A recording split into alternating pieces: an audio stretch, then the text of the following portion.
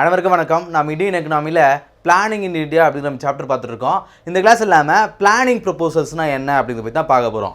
Planning proposals இந்தியாவுடைய இந்த பொருளாதார முன்னேற்றத்துக்கு காரணம் அப்படிங்கிறது அந்த 5 இயர் பிளான் அப்படிங்கிறது. 1950 பிளானிங் கமிஷன் உருவாக்கியிருப்பாங்க. 1951 இந்த பிளானிங் கமிஷன் மூலமாக ஒவ்வொரு 5 ஆண்டு திட்டமாக இன்ட்ரடியூஸ் பண்ணிகிட்டே இருப்பாங்க. ஒவ்வொரு 5 இயர் பிளானுக்கும் ஒவ்வொரு டார்கெட் வச்சு அதை அச்சீவ் பண்ணுறது மூலமாக இந்தியாவுடைய எக்கனாமியை இன்க்ரீஸ் பண்ணலாம் அப்படிங்கிறதுக்காக திட்டங்கள் கொண்டு வந்தாங்க.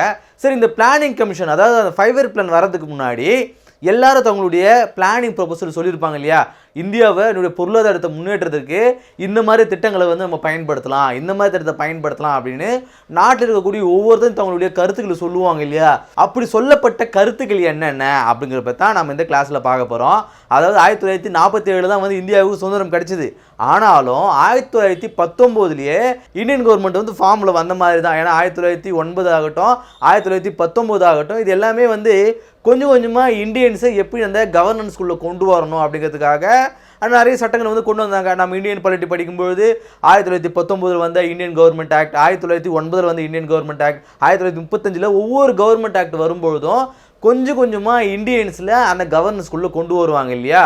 ஸோ அப்படி இருக்கும்பொழுது 1930 சரி இந்தியாவை நாம் தான் ஆட்சி பண்ண போகிறோம், இந்தியன்ஸுக்கு அந்த எண்ணம் வர ஆரம்பிச்சிருச்சு. எப்போது ஹையர் லெவலில் இந்த பொலிட்டிக்கல் இருக்கக்கூடியவங்களுக்கு சரி இதுக்கப்புறம் நம்ம இந்தியாவை நாம் தான் ஆட்சி பண்ண போகிறோம். ஸோ இந்தியாவுடைய எக்கனாமி இன்க்ரீஸ் பண்ணுறதுக்கு என்னென்ன மாதிரியான பிளானிங்கை கொண்டு வரலாம் அப்படின்னு முடிவு பண்ணுறாங்க. ஸோ 1930 அந்த பிளானிங் ஸ்டார்ட் ஆச்சு. 1930 என்னென்ன மாதிரியான பிளானிங் கொண்டு வரலாம் அப்படிங்கிறத டிஸ்கஸ் பண்ண ஆரம்பிச்சிட்டாங்க. 1938 காங்கிரஸும் ஆட்சிக்கு வந்துருவாங்க. 1935 ஒரு சட்டம் இயற்றப்படும். ஸோ அதன் மூலமாக 1938 அவங்க ஆட்சிக்கு வந்துருவாங்க. அந்த நேரத்தில் காங்கிரஸ் என்ன பண்ணுறாங்கன்னா இந்த மாதிரி பிளானிங் ஒன்று கண்டிப்பாக இந்தியாவுக்கு தேவை அப்படின்னு முடிவு பண்ணுறாங்க. ஆனால் அந்த நேரத்துலையும் சில பேருடைய கருத்துக்கள் என்னவா இருக்குது அப்படின்னா, இப்போ பிளானிங்லாம் அந்தளவுக்கு முக்கியமா, ஏன்னா முதல்ல நாம் சுதந்திரம் வாங்கணும், அதன் பிறகு தான் நம்ம இந்த பிளானிங் குறித்துலாம் யோசிக்கணும் அப்படின்னு சொல்லிட்டு இருவேறு தரப்புகள் கருத்துக்கள் நிலவிட்டே இருக்குது. ஒரு சைடு என்ன சொல்கிறாங்க, இல்லை நம்ம எக்கனாமி இன்க்ரீஸ் பண்ணணும், திடீர்னு வெள்ளைக்காரங்க இந்த நாட்டை விட்டு போயிட்டா இந்தியாவை எப்படி நிர்வகிக்கிறது, ஸோ அதுக்காக நம்ம பிளானிங் இப்போயே செய்ய ஆரம்பிக்கணும்னு சொல்லிட்டு ஒரு தரப்பு சொல்கிறாங்க.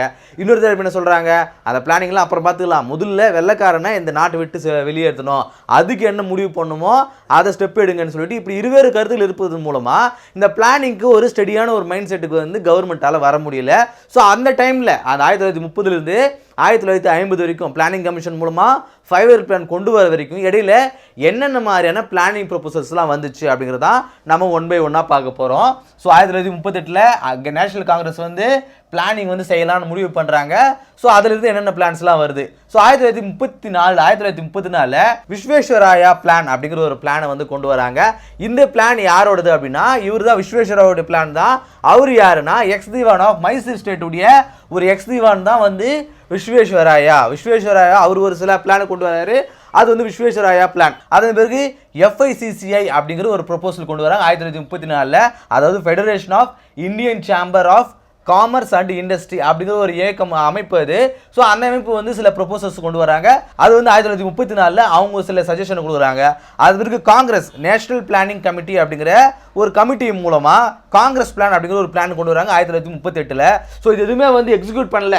ஒருத்தர் தன்னுடைய கருத்துக்களை சொல்கிறாங்க, இந்த பிளான் எக்ஸிக்யூட் பண்ணுங்க, இந்த பிளான் எக்ஸிக்யூட் பண்ணுங்க அப்படின்னு சொல்லிட்டு ஒவ்வொருத்தர் தங்களுடைய பிளானை சொல்கிறாங்க. சரிங்களா. அடுத்தது பாம்பே பிளான். பாம்பே பிளான் அப்படிங்கிறது 1944 ப்ரொபோஸ் பண்ணுறாங்க.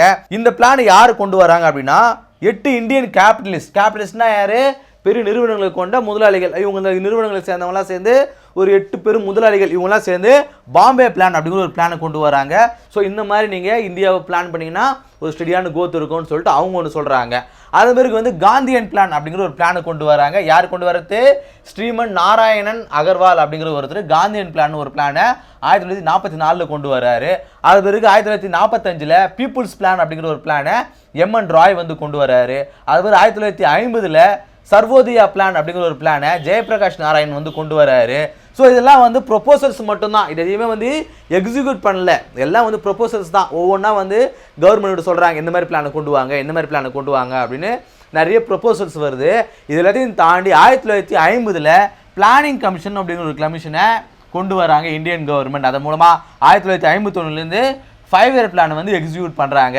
ஸோ இந்த 5 இயர் பிளான் வரதுக்கு முன்னாடி இத்தனை ப்ரொபோசல்ஸ் இருக்குது. ஒவ்வொருத்தரும் தங்களுடைய கருத்துக்களை சொல்கிறாங்க, அது ஒரு பேரும் ஒன்று வைக்கிறாங்க. ஸோ விஸ்வேஸ்வரய்யா அப்படிங்கிறவர் விஸ்வேஸ்வரய்யா பிளானை கொண்டு வராரு.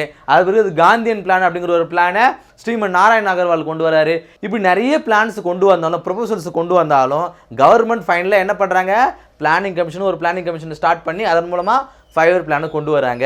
ஸோ இதான் வந்து இந்த 5 இயர் பிளானுக்கு முன்னாடி இருக்கக்கூடிய ப்ரொபோசல்ஸ் அப்படிங்கிறத நம்ம பார்க்குறோம். அதுதான் வந்து பிளானிங் ப்ரொபோசல்ஸ். ஸோ இந்த கிளாஸ் இல்லாமல் பிளான் ப்ரொபோசல்ஸ்னால் என்ன அப்படிங்கிறத பார்த்தோம். அடுத்த கிளாஸ் சந்திப்போம். நன்றி.